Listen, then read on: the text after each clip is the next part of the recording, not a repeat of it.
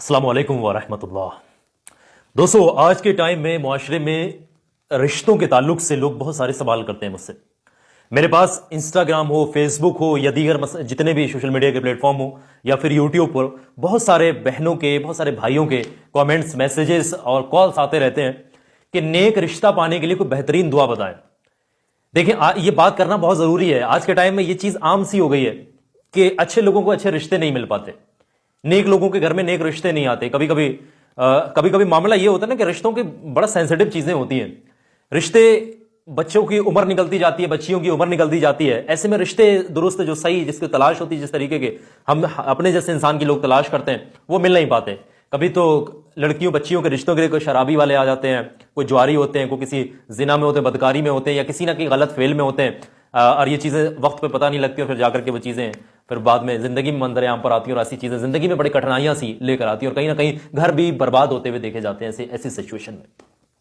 تو جس کے بھی اچھے رشتے نہیں آ رہے، یا پھر جس کے رشتے نہیں آ رہے، چاہے وہ بھائی ہو یا بہن، اس میں دیکھو شرمانے والی بات نہیں ہے، میں خود بتا رہا ہوں آپ کو، بہت دھیان سے سمجھیے گا، چاہے کسی بھائی کا مسئلہ ہو یا کسی بہن کا مسئلہ ہو۔ یہ ویڈیو ہر کسی کے لیے بہت خاص ہے، اور آپ اس کو دیکھنے کے بعد اپنے ہی تک سیمت مت رکھنا، اس کو ہر انسان تک، ضرورت مند تک پہنچا دینا۔ بہت دھیان سے سمجھیے گا۔ اس کے لیے بہترین 2 وظیفے ہیں، لیکن میں آپ کو سب سے آسان ایک وظیفہ بتاؤں گا جو کہ آسان وقت میں پڑھا جاتا ہے، اور یہ عشاء کی نماز کے بعد جب شام کو بستر پر سونے جاتے ہیں تب پڑھا جاتا ہے۔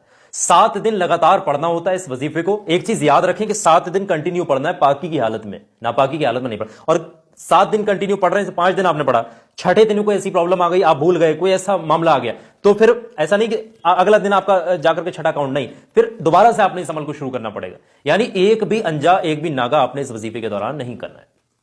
یہ خاص ضروری شرط ہے جو آپ نے اس وظیفے میں دھیان رکھنا ہے۔ باقی عشاء کی نماز کے بعد آپ جو ہے وظیفہ شروع کریں، اور صدقہ دیتے رہیں، قرآن کی جو ہے تلاوت کرتے رہیں، نمازوں کی پابندی کرتے رہیں۔ اللہ بہت جلدی انشاءاللہ آپ کے لیے بہتر رشتے کا انتظام کرے گا۔ آپ کے گھر میں رشتوں کی دیکھیں گے کیسے لائن لگ جائے گی اگر اس وظیفے کو طریقے سے کرتے ہیں۔ تب پڑھنے کا طریقہ یہ ہے، آپ شام کو بستر پر جب سونے جائیں عشاء کی نماز کے بعد، آپ سب سے پہلے شروعات میں 3 بار درود پاک پڑھ لیجئے گا۔ بستر پر لیٹے لیٹے بھی پڑھ سکتے ہیں، یاد رہے کہ وہ بستر پاک ہونا چاہیے، ناپاک نہیں۔ جگہ جو ہے جس پر لیٹے وہ بھی پاک ہونی چاہیے، اور خود بھی پاک ہونا ضروری ہے۔ 3 بار شروعات میں درود پاک پڑھ لینا، جو بھی آپ کو یاد ہے 3 بار پڑھ لیجئے گا شروعات میں۔ چھوٹے سے چھوٹا درود پاک بھی آپ پڑھ سکتے ہیں، صلی اللہ تعالی علیہ وآلہ وسلم، اس کو بھی آپ پڑھ سکتے ہیں۔ اس کے فوراً بعد آپ نے پڑھنا ہے 26 یعنی 26 مرتبہ سورہ اخلاص یعنی قل هو اللہ شریف، اور ہر بار بسم اللہ کے ساتھ پڑھنا ہے۔ کچھ اس طریقے سے، بسم اللہ الرحمن الرحیم، قل هو اللہ احد اللہ الصمد لم یلد ولم یولد ولم یکن له کفوا احد۔ اس طریقے سے ایک بار ہو گیا، پھر پڑھیں گے بسم اللہ الرحمن الرحیم قل هو اللہ احد اللہ الصمد، اس طریقے سے 26 یعنی 26